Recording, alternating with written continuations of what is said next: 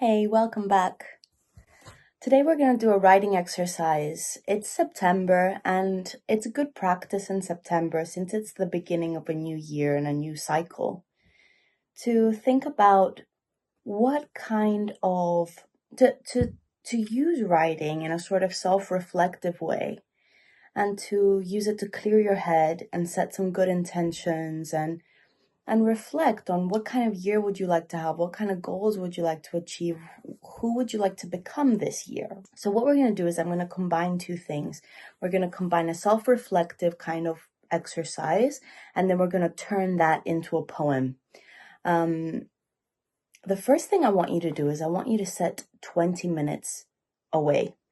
20 minutes is a good amount of time. Like, it gives you enough time to write, but also to sit and think. So within those 20 minutes, you can sit there and think and write. Set 20 minutes on your phone, sit down in front of your notebook and ask yourself this question. What do I want from this new year? What do I want? This includes, what do I want to make? Who do I want to become? How do I want to behave?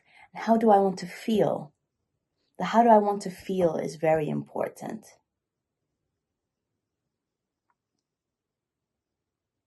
How do I want to feel in this new year? What is important to me? What are my values? Where do I want to put my energy? What do I believe in? All these questions are within this original question.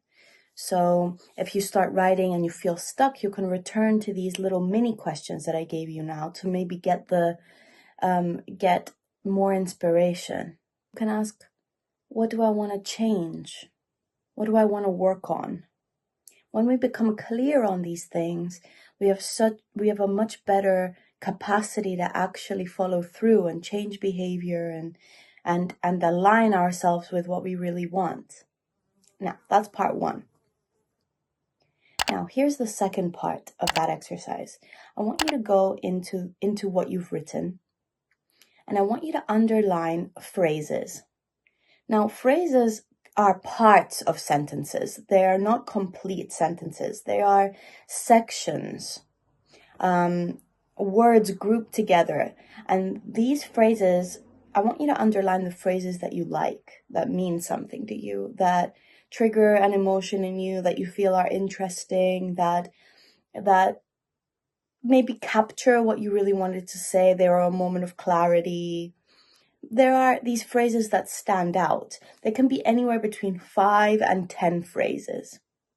Don't worry if the meaning of the sentence is lost with those phrases. We're not underlining for meaning currently. So even if you're not sure that everything that you wrote is perfectly captured in these phrases, it doesn't matter. And then once you do that, I want you to bring those phrases into a poem format. So make a list of those phrases and reorder. So you're using two tools now. You're reordering and you're removing. So you're not allowed to add from your imagination. You are reordering and removing. Those are your two tools that are available to you to create a poem. So what happens now? Maybe you will lose the original meaning when you bring these phrases in. And that's okay. Now you have this material to work with. So you're working with the material you have in front of you only. What happens?